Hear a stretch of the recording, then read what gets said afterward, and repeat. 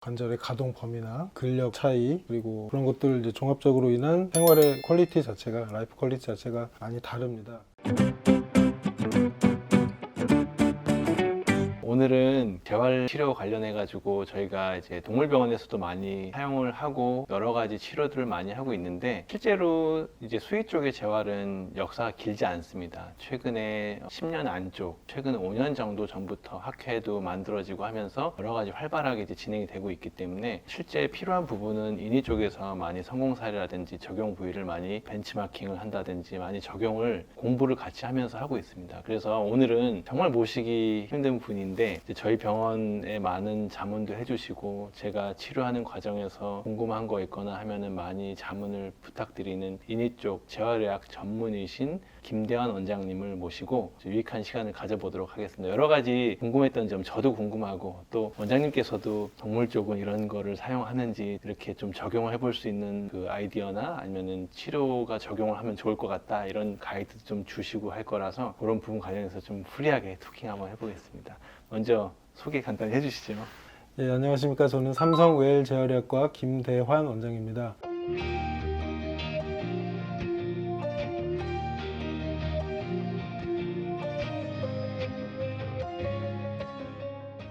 작년에 청담 우리 동물병원과 업무 협약을 맺고 재활 관련해서 여러 가지 자문도 드리고 하고 있는데 오늘 또 특별히 좋은 자리 만들어 주셔서 저희가 또 도움 드릴 수 있는 것 더 도움 드리고 저도 평소에 궁금했던 부분 여쭤보는 좋은 시간 되도록 하겠습니다. 원장님, 인위 쪽은 사람은 재활치료 아니면은 재활의학이라는 물리치료라는 개념이 구체적으로 좀 언제부터 활발하게 됐나요? 왜냐하면 제가 어렸을 때 기억으로는 마취 통증의학과에서 많이 좀 했던 것 같기도 하고 아니면 정형이라든지 이런 쪽에서 재활을 좀 같이 했던 것 같은데 언젠가부터 재활의학과의 어떤 의원들이 많이 보이기 시작했거든요. 이 요즘에 인기도 워낙 많고 정확한 연도수는 뭐 논문 문헌마다 다른데요. 미국에서 일단 처음에 활성화가 됐고 긴 시간이지가 않습니다. 1960년대 정도 그때부터 이제 처음 기원은 이제 전쟁 후에 병사들 뭐 치료하고 이런 분야가 조금 더 필요했던 거에서 시작을 했고요. 이제 60년대 이후부터 수술 후에 필요한 재활에 대한 개념들이 조금 더 정착이 됐고 우리나라는 이제 조금 더 지나서 70년대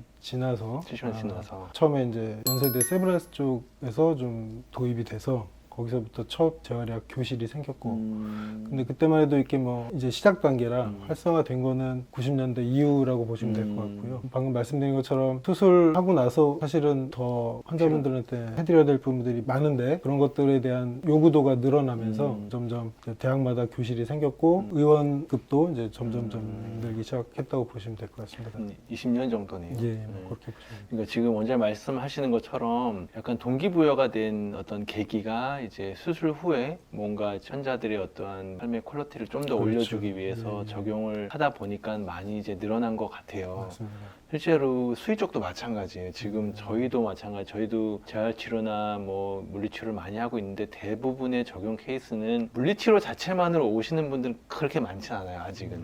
근데 수술 후에 뭔가 어떤 관절의 가동 범위라든지 통증이나 염증을 줄여주기 위해서 뭐 약 이외에 좀 뭔가 병행을 해주길 원하는 보호자분들이 많이 늘어나고 있거든요. 그래서 그런 부분에 많이 적용을 하고 있어서 그런 부분에 있어서는 시작하는 시점이 조금 어떤 계기가 조금 비슷한 것 같기는 합니다.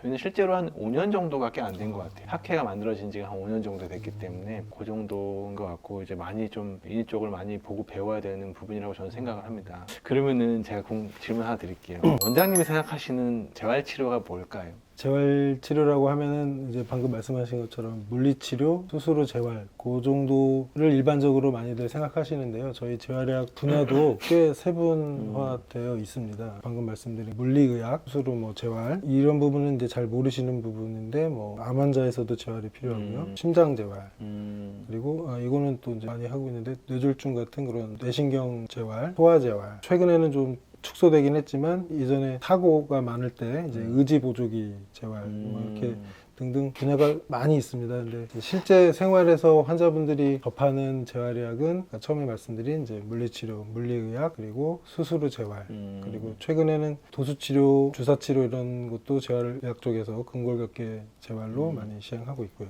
그러면은 이제 환자분들이 물리치료를 꼭 해야 되냐고 많이 물어보실 수도 있을 것 같은데 이제 오시는 분들 중에 그러면 원장님 어떻게 말씀하세요? 어떤 이제 외과의 같은 경우에는 수술하면 잘 걷는 거야, 자연스럽게.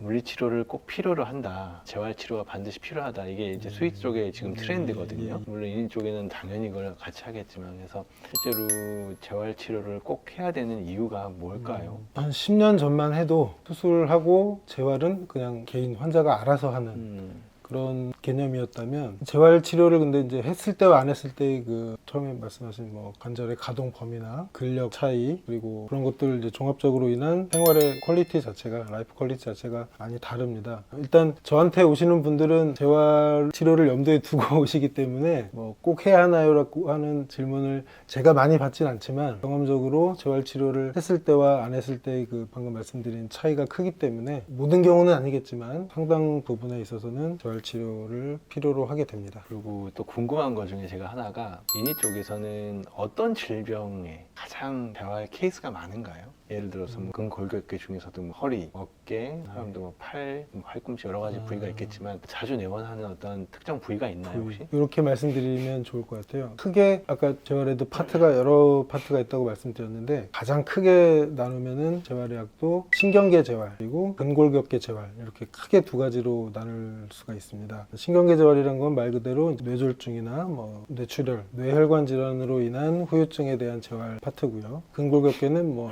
수술, 여러 부위 통증 부위에 대한 재활, 이렇게 크게 두 가지로 나눌 수가 있고, 이제 저희 같은 경우는 뇌신경 재활 쪽은 이제 좀 저희보다 더 상급 병원, 재활병원에서 주로 시행을 하고 있고, 저희 쪽은 이제 주로 근골격계 통증을 담당을 하고요. 그 아까 말씀하신 어느 부위도 지역마다 좀 차이가 나는 것 같습니다. 제가 이전에 일했던 곳은 조금 수도권 지방 쪽이었고, 거기는 이제 아무래도 노인 환자분들이 많다 보니까 무릎 질환, 어깨 질환이 좀 더 흔했고요. 이쪽 이제 서울 쪽은 아무래도 직장 근처라서 어깨, 무릎도 물론 있지만 목, 허리 통증 환자가 좀 더 많고, 지금 가장 약간 지역적인 특색도 좀 분포가 또 연령대가 더 다르니까 뭐 있을 수 있겠네요. 왜냐면은 이제 재활을 활발하게 하는 동물병원들도 병원의 특성에 따라서 아이들의 재활 패턴의 어떤 스타일, 어떤 병원은 이제 나이가 많은 노령 아이들, 이제 고유 감각이 많이 떨어진 애들을 올려주기 위해서 재활을 많이 하는 병원이 있고, 또 저희 병원 같은 경우에는 수술 케이스가 많기 때문에 수술 후에 이런 통증이나 염증을 줄여주기 위해서 많이 적용하는 것에 많이 포커싱을 하고 있어요. 나이대도 좀 어린 편이고 그런 부분이 충분히 있을 수 있다고 저는 생각합니다. 그리고 이제 물리치료를 하면은 대부분의 이제 동물병원에 들어오는 물리치료 기계들이 레이저, 아니면 체외 충격파, 이온 치료, 아니면 요즘에 많이 하는 냉각 치료, 크라이오세라피라든지 신경근 자극 전침 같은 거 있잖아요. 그런 거를 많이 주로 하는데 이제 침을 놓으시는 원장님들도 계시고, 그래서 그런 게 이제 메인이에요 지금. 근데 인인 쪽에서는 어떤 걸 주로 많이 사용을 하나요? 실제 로컬 병원에서는? 뭐 것들 저희도 다 활용하고 있고요. 현재 이것도 이제 지역 차이가 좀 있고, 또 그 시대의 어떤 치료도 트렌드가 좀 있는데, 좀 유행하는 기계들이 있나요? 예, 기계도 그렇고, 뭐 예를 들면은 치료 방법도 주사 치료 중에도 어떤 특정 주사가 한때 이렇게 유행하고 뭐 그런 경향이 좀 있는데요. 최근에 스테로이드 소염 주사는 가급적이면 안 쓰려는 추세로 가고 있고요. 실제 뭐 효과 대비 효과는 분명 좋은데 이제 여러 가지 부작용 사례들이 좀 있고, 또 장기적으로 봤을 때는 크게 이제 재발을 또 잘 하기 때문에 단기적인 관점에서 부작용도 없으면서 재발도 최대한 줄이는 쪽으로 이제 트렌드가 가고 있고, 그래서 최근에는 뭐 DNA 주사, 프롤로 주사, 이런 좀 재생 개념으로 그런 쪽으로 많이 트렌드가 이미 돼 있고, 이것도 최근이라고 말씀드리지만 이미 몇 년 전부터 많이 시행하고 있는데, 아까 말씀 나왔던 체외 충격파 치료가 증상 통증 완화 효과도 있으면서 또 장기적인 어떤 강화 개념도 같이 효과를 기대할 수 있어서 저는 특히 좀 많이 권하고 있고, 부작용이 일단 적습니다. 그런 쪽으로 이제 트렌드가 가고 있습니다. 이거는 뭐 에피소드인데, 원장님이 여기서 개원을 하시고 가장 뭐 기억에 남는 환자가 있나요 혹시? 좋은 쪽으로. 뭐 여러 가지 뭐 다 좋은 쪽도 있고 안 좋은 쪽도 있겠지만, 뭐 다 이게 이런 환자는 계속 항상 기억나는 환자들 있잖아요. 아니, 그러니까 딴 데서 뭐 수개월 동안 하셨는데 진단이 좀 잘못됐던 거예요. 주사 한 번 하고 좋아지셔서 그냥 나중에 저희 병원 후기에 이렇게 나와 있어요. 그렇게 남겨주셨더라고요. 그렇구나. 그런 케이스가 기억이 좀 납니다.